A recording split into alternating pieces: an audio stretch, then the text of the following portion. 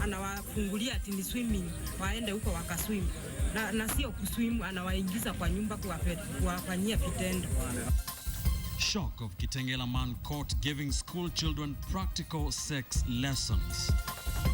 I can't allow that. Totally no. No. I have no problem. I'm already married to 2, so maybe I'll make 3, 4 when I get more money. Kenyans react to Uhuru's signing of the marriage bill into law. Tukaachana na kazi ya kupanda mahindi, juu unapanda ugonjwa mahindi haikui. Mwaka wa 4 napanda, naungua, napanda, naharibika. From Bomet to Kisii, mysterious maize disease threatens Kenya's food security. The life of my son maybe equated to any money. And the untold story of Kenya's war heroes against the Al-Shabaab. This is KTN Prime with Nancy Kachungira and Ben Kitili.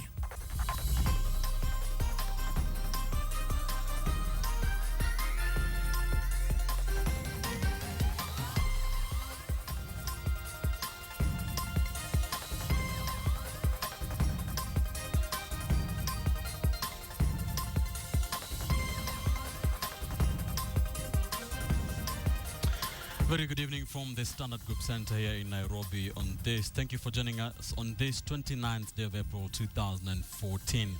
A day the controversial Marriage Bill 2014 was signed into law. This is KTN Prime. Yes, it's good to have you with us this evening. We'll be getting to that in a little bit.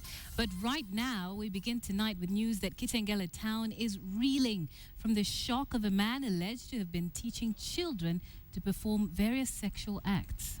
The middle-aged man is also suspected of having defiled pupils at a primary school in the area. Now, parents stormed the school to flush out the man who has been residing within the school compound. He is set to appear in court tomorrow. They gazed up at the police officer with a kind of trust only children could muster. But young though they are, the innocence of these 7 children, 3 boys and 4 girls, has already been stolen from them. The 7 were allegedly defiled by a handyman who earned a living doing odd jobs around Kangela, a matter that came to light just days ago. On Sunday, angry parents gathered outside Bloom's Nursery School in Kangela. Local children on holiday from school had made this their playground. The gate, it is reported, was always open to them by a man identified as Joshua Okonda, a local handyman who stayed at the school. The children aged between 6 and 10 years claimed the man would lure them into his little room and teach them to perform sexual acts. Watoto ni penye tu wanatokanga nje kucheza kama saa hii shule imefungwa. Anawachukua, anawadanganyiria ati waende wakaswim. Anawafungulia ati ni swimming, waende huko wakaswim. Na sio kuswim, anawaingiza kwa nyumba kuwafanyia vitendo. Kama wangu ni kijana na alikuwa akilalishwa na wasichana. Anafosiwa afanye hivyo kwa wasichana. He reportedly gave a few children 10 to 20 shillings to perform sexual acts with him. The co-owner of the school, however, claims 43-year-old Joshua is not an employee. He was contracted to paint the school buildings last December. He pleaded that he didn't have somewhere for accommodation, so we assisted him, but he's not our employee. It was initially alleged that the suspect was recording the children while they performed the act. He's such a hustler where I can even get a video from. Okay. But what was he doing according to the information you got? According to the information I got is that he has been allowing kids to come and play, then luring some of them to be touching them. Days after his departure, his clothes remain in the little room, indicative of a hasty departure. On Sunday, angry parents broke into the school and dragged the suspect to Kangela police station, where they reported the matter. Sijui walikuwa wameambiwa nini, kama watauawa ama nini, lakini watoto walikuwa na hofu, hakuna mwenye anataka kusema. Defilement is defined as the violation of the chastity of a child by penetrating the child.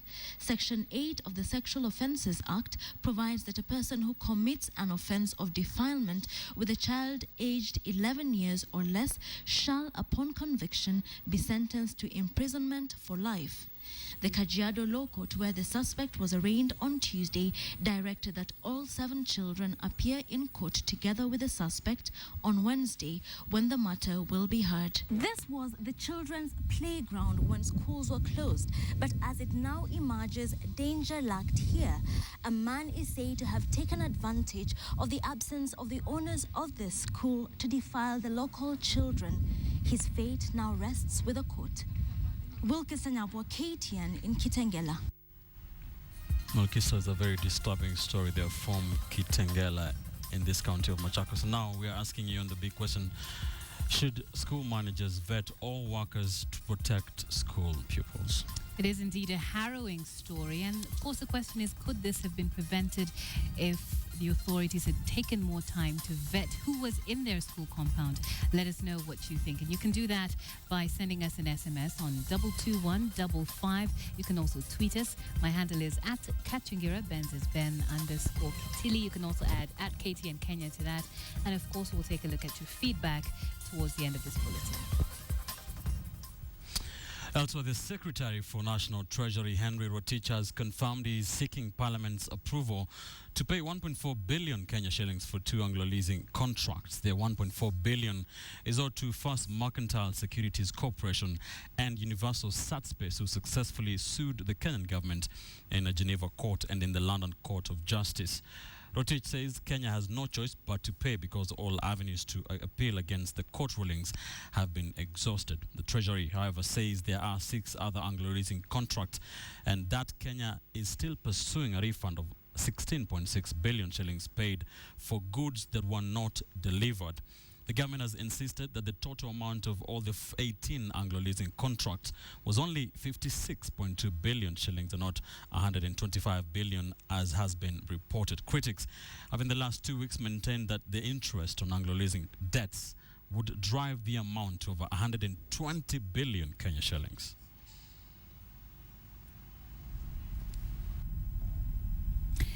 Now, President Uhuru Kenyatta has assented to the Marriage Bill 2013, paving way for polygamous marriages, with a man now allowed to marry a second or more wives without seeking consent from his first wife.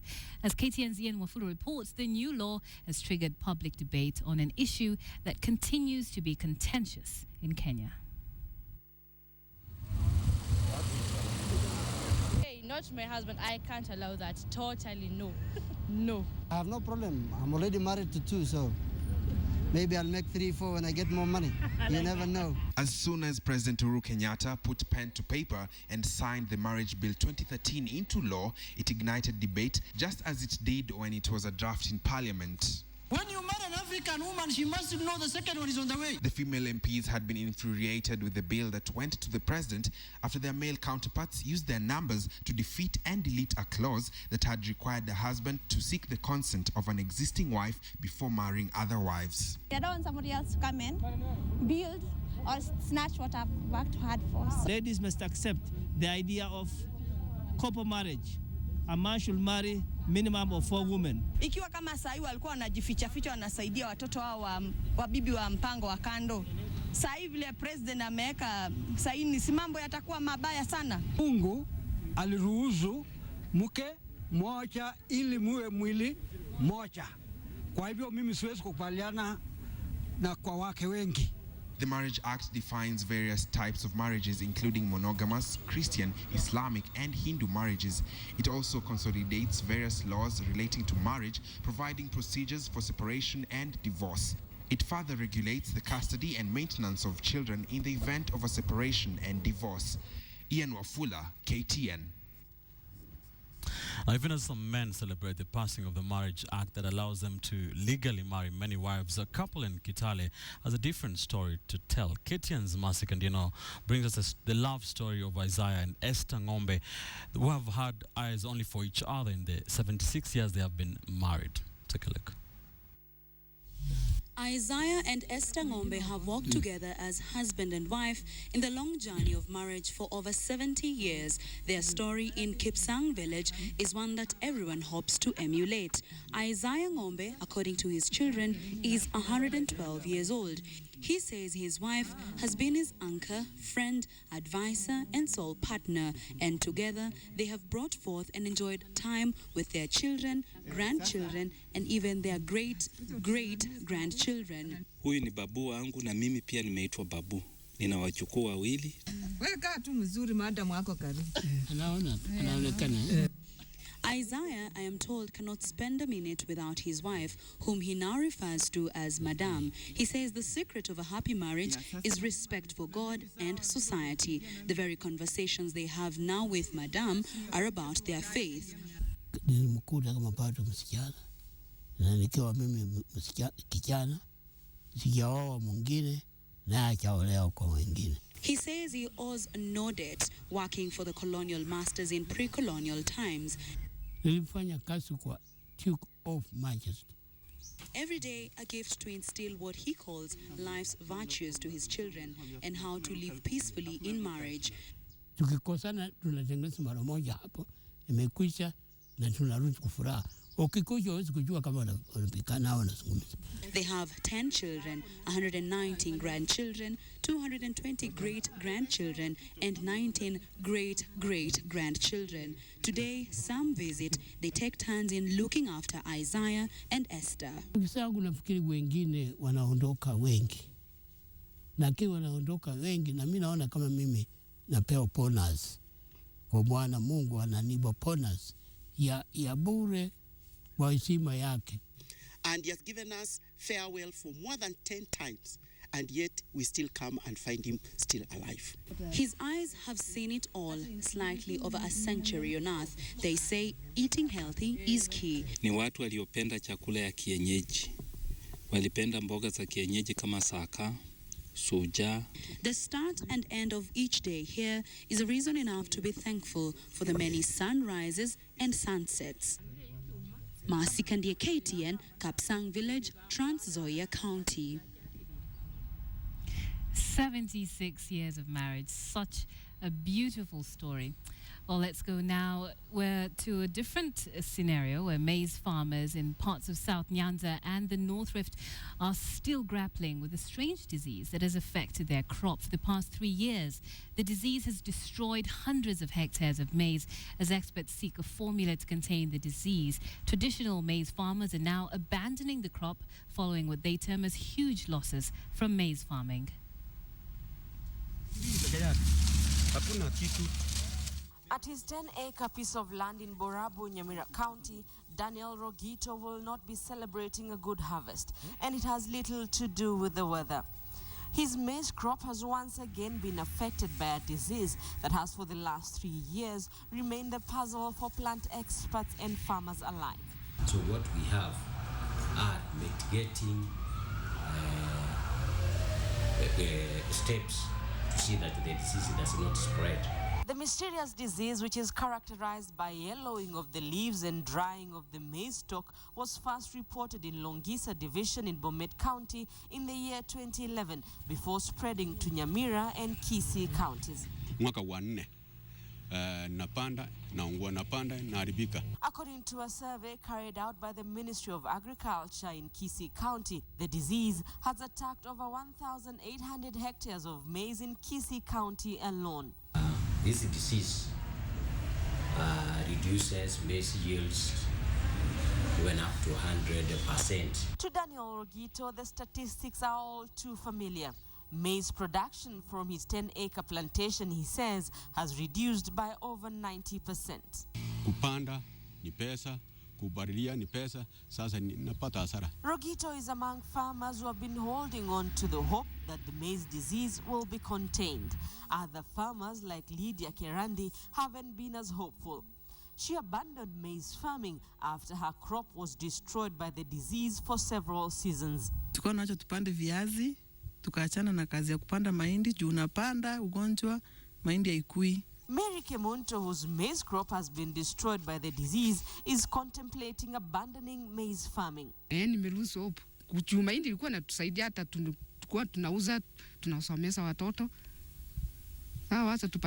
Indeed, agricultural experts have been advising farmers to try alternative crops. To uproot all the infected plants and burn them. To try and contain the disease, agricultural experts say the Kenya Seed Company tried to withhold the selling of the hybrid 614 variety, but unscrupulous traders still managed to sell fake varieties of seeds to farmers. With researchers still trying to solve the mystery of the maize disease, experts are warning that certain types of fertilizers may be making matters worse for farmers. Those people sell fertilizer in the open air market, they are selling adulterated fertilizer. With no solution in sight to the maize problem in South Nyanza and parts of the North Rift, farmers are counting their losses as the disease slowly bites into the national food security basket.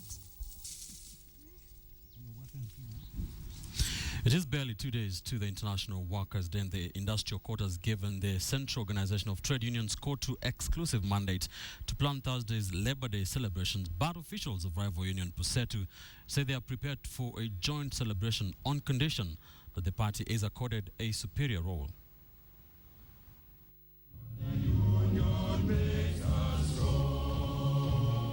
It was a technical win for COTU in the raging supremacy war with state-backed newcomer Public Servants Trade Union PUSETU.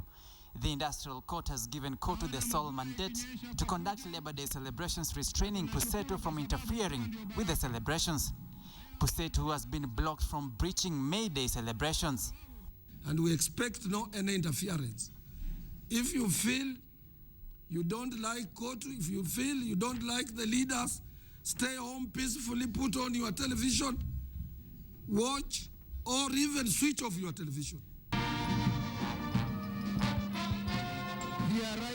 Industrial Court Judge Monica Mbaru issued the orders after COTU filed a suit complaining that PUSETU threatened to disrupt the celebrations. Despite the court order restraining PUSETU from Labor Day celebrations, the newcomer is not retreating. Chest thumping, intimidatory remarks, outbursts. Those are things of the yore years. And if our leaders are going to lead us 20, 30 years backwards, we in PUSETU, we are not ready to go in that direction. PUSETU enjoys government backing right from executives, cabinet secretaries. The emboldened public servants body is now terming COTU as cowardly. PUSETU claims COTU has booked nearly all venues in the city come 1st of May to deny PUSETU a chance to show its might. The government is supposed to protect us. The government is supposed to make sure that the program as arranged, organized by COTU, takes place without any interference whatsoever, as it has been for the last 49 years. Tell COTU Secretary General to breathe in and breathe out and relax, because all these gimmicks running up and down like a headless chicken, they're signs of fear. And when you want to know a man is afraid, it's when you find him running away from his own shadows. It is a showdown that even played before the National Assembly's Labour Committee, when COTU insisted it was in charge, while PUSETU rejected the talks. The Labour Cabinet Secretary threw a spanner in their works, saying both unions had the right to be in control. We were astonished. It has never happened since independence. We have never seen any cabinet in any country, a cabinet minister chairing any committee related to workers. Anybody purporting to control or wishing others not to participate is living in a fool's paradise. Samogina, KTN. Prime. Just hours before the presidents of East Africa begin a crucial meeting in Arusha, Tanzania, experts are warning that inequality in the region could threaten the future of the East African community. Former Secretary General Juma Mwapachu says the presidents must urgently address the growing gap between the countries and their people. KTN's Joe Ageo now reports from Accra, Ghana, where a continental conference on inequality got to a second day today. All is set for the 12th extraordinary session of the East African Community that is due to make key decisions, including that on whether or not to admit the troubled nation of South Sudan. But on the west coast of Africa, some delegates at a Pan-African conference are flagging a less talked about issue: about the state of the East African community, the growing inequality not just within the member countries, but also between the countries. And I come from Tanzania. Juma Mwapachu is a former Secretary General of the East African Community, and he says growing inequality between the member countries could pose a real threat to the fledgling union. You can actually destroy regional integration because then you have zero-sum game issues coming in. Kenya is more developed, Uganda is this, and you will destroy the whole meaning of integration. So you need to address it at regional level. And President Kibaki was very, very clear about this. In terms of the disparity in industrial development, that EAC needed to come up with an industrial policy where you begin to address even location of investments in order to mitigate this zero-sum game mentality. The fears which perhaps are affecting the quality of interaction between the regional countries needs to be assuaged so that the people of the region can benefit. Professor Tandika Mkandawire teaches at the London School of Economics. He says regional integration has to go beyond economics. If you have a right to go to school in Tanzania and you go to Kenya, you have a right to go to school in Kenya. Just give an example. And that you enjoy, if you have a pension in Malawi, you should be able to transfer it with you when you go to to another. Your rights should be move with you. Now, the East African community is just one of the many regional blocs in Africa. But the discussion on equality now seems to cut across all of them, because in the words of one delegate here, inequality seems to be the gridlock in Africa's development. Jogeo, KTN, Accra, Ghana. Hopefully you were able to get your copy of the Standard newspaper today and read that Scars of War feature. We bring you the second part today in this bulletin. Since 2012, a number of military officers have actually said to have resigned from the force, and some are on the brink of being court-martialed for desertion. KTN's Catherine Owantho spoke to two soldiers who say that this could have been as a result of what went on in Somalia and how the Kenya Armed Forces actually treated its soldiers. Now, officers who saw war firsthand are yet to receive counseling, and those injured are yet to be compensated. Tonight, serving soldiers tell you how the battlefield was and how they feel about the incursion into Somalia.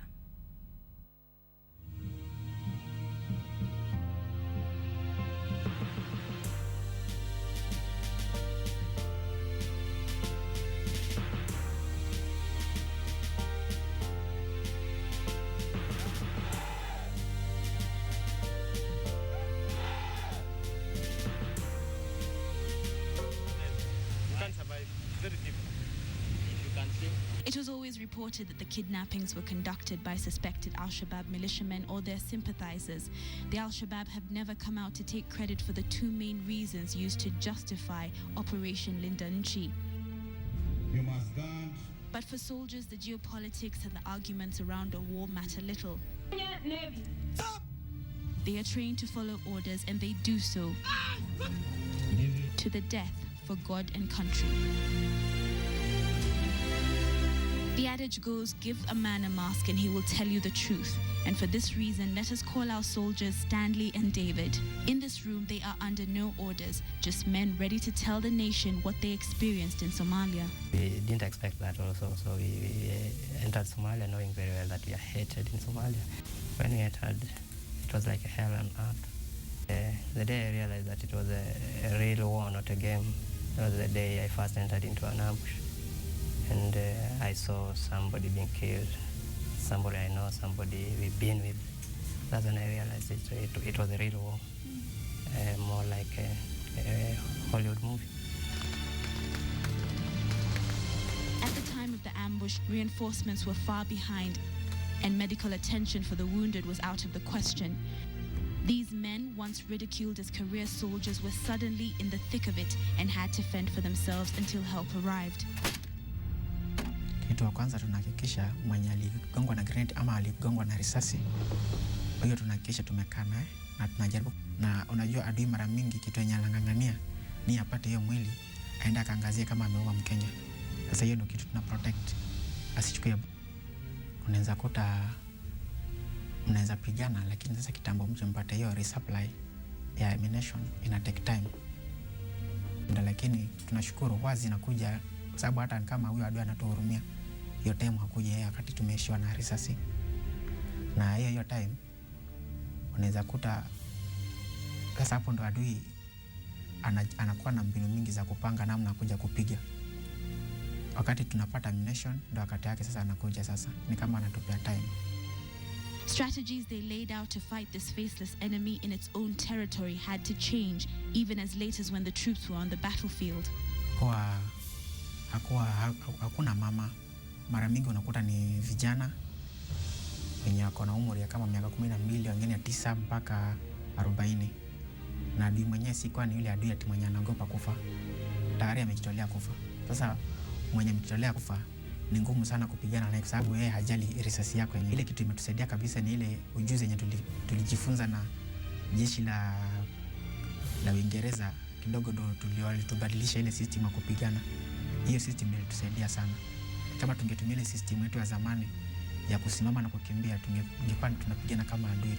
Hiyo ndio ingekuwa tumetumaliza kabisa. When reality set in, soldiers would call home when they had the chance. One of them being 25-year-old Jasper Nguso, whose last words to his father were, Daddy, I may not come back. My friends have died. It was a Saturday, and the other Saturday he died. When a man is in danger, he'll always do anything to be safe. So it later developed to, it was like people were losing sympathy or empathy, if I may call it. So it was easy for somebody to take away life to protect himself. Yeah. Both David and Stanley were injured in separate attacks. Their cases were severe, however, they have never been compensated for injuries they sustained in the line of duty. No proper answer is given. There is a deceiving thought that a soldier should be a soldier to the end. No complaints. After all, they're the ones who asked for the job. However, the soldiers say something as simple as counseling for those suffering from post-traumatic stress disorder has not been considered. Some, till date, they make a lot of noise at night. You see, so many people suffer in silence, and no proper counseling has been done to make sure that these people come back to the right senses that they used to have. So many people suffer. It's only that if you can tell. But if you're keen enough, if you look at the people, you can realize that. When we questioned the war in Somalia, the soldiers remained true to their order. What the KDF did, I think it was right, because at the end of the day, you not sit down and watch something going astray. So going into Somalia, it has brought so many changes. And in fact, we can now move on our borders freely. The Standard Group contacted the African Union Mission in Somalia spokesman Elo Yao to seek an explanation on compensation for injured soldiers. Elo responded by saying issues of death and injuries are left to the contributing countries and that it was up to the individual countries to make public any information concerning compensation. When the Standard Group called Colonel Willie Wasonga, he responded by saying money is a sensitive matter, and in order for him to give a conclusive answer on compensation for soldiers, the Standard Group would need to give the exact details of the individual cases. You are indeed very fortunate to have been selected. Issues of compensation or counseling for serving soldiers would never feature in the elaborate speeches given at pass-out parades. Back when Bernard Chepkwony was a child, his father took him to a pass-out parade just like this one, where he and his brothers decided what they wanted to be: soldiers, defenders of sovereignty. 2 decades later, Bernard Chepkwony, a mechanical engineer, graduates as a specialist. While he basks in the glory of his accomplishments, his father, Kipngetich Langat, tends to his brother's grave on the outskirts of Bomet town. This is the second time we're meeting Langat, a primary school teacher. The first time we were directed by residents to a pub where he frequents, and true to his reputation, he was there. Alcohol seems to be his escape after the death of his second-born son. Langat and his wife separated a few years back, and now he lives here alone, with only his memories to keep him company, most of which are of his son, whom he fondly refers to as his heartbeat. The 1st of January 2012, Evans Ngetich was preparing to go to Somalia. He told me, please, Daddy, breakfast, we are now crossing Somalia. Evans, who was under the military's 9KR regiment, was shot and killed in an ambush. I had never brought me a girlfriend that area. This one is, yeah. So, he was still open. He was still open. The war in Somalia cut short the lives of young men who have left their families with nothing but pictures and graves. Langat's family was compensated, but the life of my son never equated to any money. No. The middle-aged man has given 3 of his sons to the military. So I don't regret anything. Evans' name is etched on a plaque in Nanyuki as one of the 26 soldiers who died in Somalia between October 2011 and 2012. Men who sacrificed their lives so 40 million Kenyans do not have to live in fear. Catherine Omwando, KTN.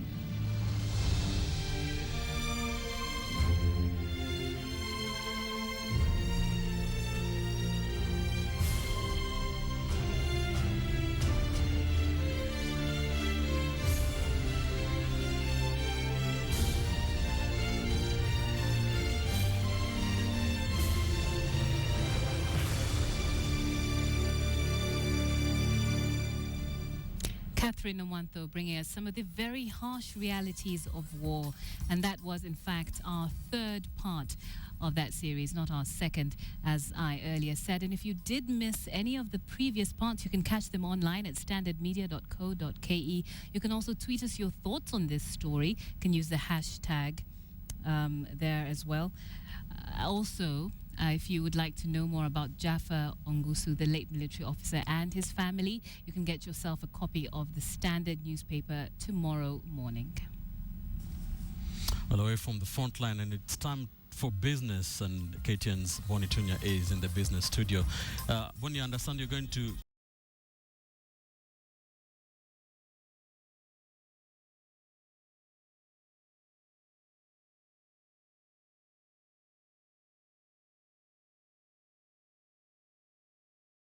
$4.6 to $4.7, but I have the details. Kenya's 2013 economic performance below... I'm Bonnie Tunya. This is business. Kenya's economy bore the brunt of reduced rainfall that largely affected the agricultural sector to register a marginal growth in 2013. Now, this was coupled by a drop in export proceeds, unfavorable commercial banks lending rates, and declining tourism numbers to post 4.7% from just 4.6% in the previous year. Here is Adelaide Changole. March 2013 heralded Kenya into a new dawn thanks to a peaceful election. This saw early estimates putting the economic growth rate at between 5.8 and 6.2%. But as the government released its 2014 economic survey, it appears that those estimates were just too ambitious. Country's gross domestic product expanded by 4.7% in 2013 compared to 4.6% in 2012. The growth was driven by a stable macroeconomic environment and a low inflation rate attributed to improved supply of basic goods, lower international oil prices, and lower cost of electricity, as well as relatively low lending rates. But the deceleration in the agricultural sector, brought about by a decline in coffee, maize, and horticultural volumes during the year, and the slowdown in the tourism sector occasioned by security concerns, weighed down the economy. Biggest contributor to our GDP remains the agricultural sector, which was suppressed in that year. But the economy enjoyed a boost from the manufacturing sector, which grew at 4.8% in the year, while building and construction sector expanded by 5.5%. At the same time, domestic demand for electricity increased by 8%, while the number of connections under the Rural Electrification Program rose to stand at 453,500 customers. Also notable was the turnaround in the job market. 742,000 new jobs that were created last year. The government is optimistic that this year will deliver even better returns, but refused to put a growth estimate until the anticipated rebasing of the economy. Makes it easier for comparing Kenya's economic performance with other countries who are using the same set of national accounts. Adelaide Changole, KTN Business. Now, those are the figures coming from the 2013 economic survey that really gives us a feel of how the economy was. But let's take a look at the highlights of that particular survey, and I'll be focusing on key economic drivers. Let's talk about agriculture, for example. Agriculture as a sector as a whole went down 2.9%, and the commodities section, we're looking at tea that improved by 17.1%, coffee went down by 18.8%, and this was largely attributed to harsh global prices. Horticulture was up 3.9%, a good story. However, maize was down 2%, and this, according to the survey, they say was due to inadequate rainfall. You will remember that our agriculture is heavily dependent on, of course, its rain-fed agriculture. Let's take a look at another key driver that performed rather well. I'm talking about manufacturing sector. Now, the country's manufacturing sector was up 4.8%, one of the biggest, best performers in this particular survey, and they attributed this to increased investor confidence, easing of inflationary pressures, and stable exchange rate and lending rates, of course, attributed to the stance taken by the Monetary Committee policy of the central bank. Right, moving on, let's talk about tourism now. One of the hardest hit sectors in this country, going down 2.1%. Decline was, of course, due to travel advisories over the security threats. You do remember last September we suffered the Westgate situation, and also this was also attributed to that particular threat. The numbers dropped down to 1.5 million from 1.7 million a year earlier. You know, the government is expecting those numbers to hit the 3 million mark. Right, so these are some of the key drivers of this particular economy that were hurt in this particular survey. But let's talk about the outlook for 2014. Now, if you look at the outlook for 2013, we grew to 4.7% from 4.6%, marginal growth if you ask me. But the survey, and especially the Cabinet Secretary for Devolution, Madam Waiguru, is expecting 2014 to grow, and this will be attributed to macroeconomic stability, development of the budget, as well as the expected rebasing of the economy come September. So pretty much that's how things look like, and come September, we'll be here to look at exactly how much this economy grows. Away from those matters, the 2014-2015 financial year budget estimates will be released to the National Assembly tomorrow. This is the last day stipulated by the Constitution of Kenya of 2010 for the National Treasury to submit the estimates for the onward public discussions by Parliament. However, according to Devolution and Planning Cabinet Secretary Anne Waiguru, the government has already earmarked broadening of Kenya's tax base to raise the much sought-after revenue to meet the budgetary obligations on Sunday.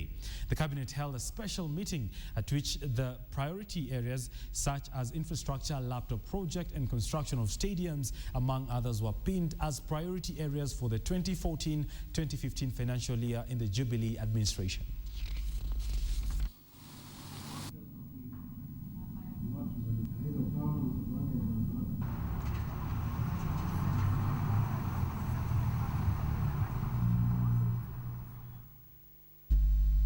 And still on matters budget, Nairobi County has proposed a budget of 28.6 billion shillings for the 2014-2015 financial year, a plan that is up for public scrutiny for the next 30 days. Now, against an allocation of just 11 billion shillings by the national government, the county will work towards raising 17 billion shillings more than the allocation, with the rates in parking fee expected to bring in 4.8 billion and 3.6 billion shillings among other revenue streams. Now, we set out to the streets of Nairobi to check out the level of understanding of this budget by Nairobians, and this is what they had to say. I even advocate for that budget to be slashed. I see that as a vice. Labda watafute njia nyingine ya kutafuta hizo pesa ya kuraise hiyo budget yao. All these things now is like they are just coming down to the issue of payment of salaries and all that, because all we know, the finances of the county has always gone to payment of salaries. Now, what about what is the increase for? Is it because there is an increase in the number of employees, or there's any other issue that is making them to increase the budget to become that much. So that's the challenge.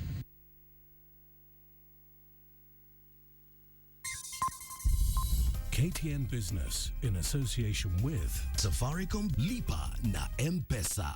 Shop 500 shillings at any Uchumi outlet. Pay via Lipa na M-Pesa. Win 104 raffles.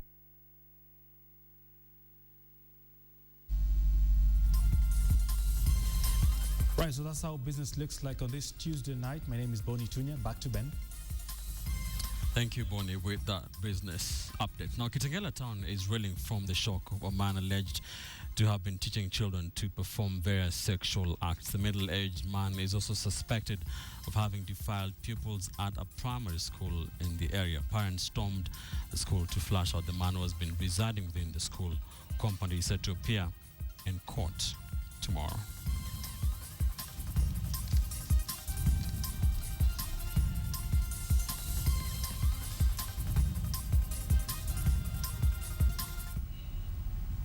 Well, next on KTN Prime, it's time for all the latest sports news, and we go to Nick Mudimba in our sports studio for that. Hello to you, Nicholas. Good evening. What do you have for us today? Hello to you, Nancy. Good evening. And of course, today we have more of athletics news and of course the reaction from the footballing world on why, and of course, racism in the world.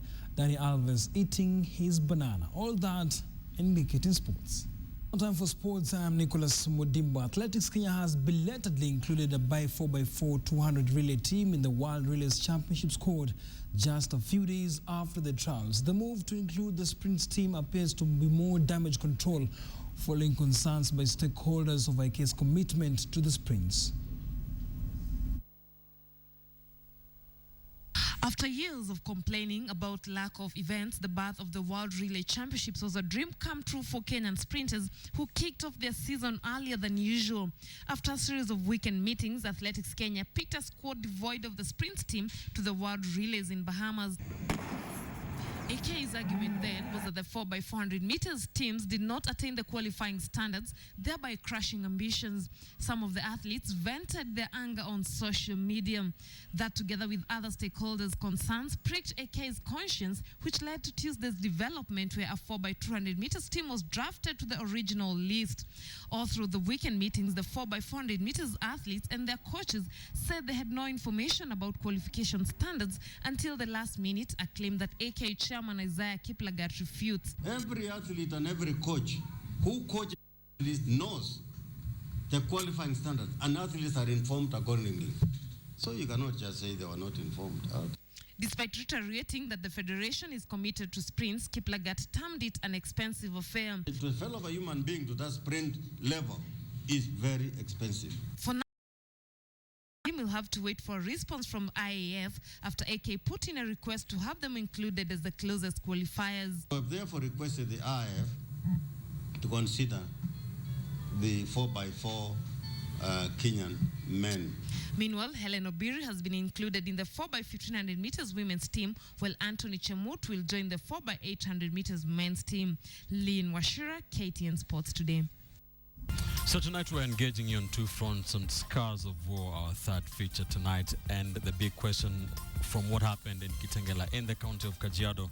We were asking you, should school managers vet all workers to protect school pupils? And Chiquitas, who says that's already yes. The question should be, why are schools not vetting their workers already? Sad story. Another one from Ken Kiome says, definitely such management should vet workers thoroughly to avoid such inhumane deeds. God forbid such actions actually took place. Now, another one very quickly said, Ngambi Nyadhoko says, vet everyone, including new hired teachers. And another one, Charles Kuria says, yes, code of conduct and ethics must be adhered to due to such youth becoming embroiled from such behavior. Well, of course, the other story that did elicit quite a few reactions is Scars of War. And on that hashtag, something from Nelson Waweru, who says, a salute to all our soldiers for their dedication to peace. The government should be quick to compensate the families of those heroes. Masharian Juguna says, I pray that KDF honors the lives of the departed and respects the sacrifice of the living soldiers. And finally, one from Fanuel Alube, who says those are the harsh realities of being a soldier. Well, don't forget that you can get a copy of the Standard newspaper to get more on that feature. And of course, we do have a few more parts of that coming up. So we'll bring you one more tomorrow. Thank you so much for having joined us this evening. I'm Nancy Kachungira. Our sign language interpreter was William Silla. Do have yourself a good evening. Ben Kitili. Good night from the Standard Group Center.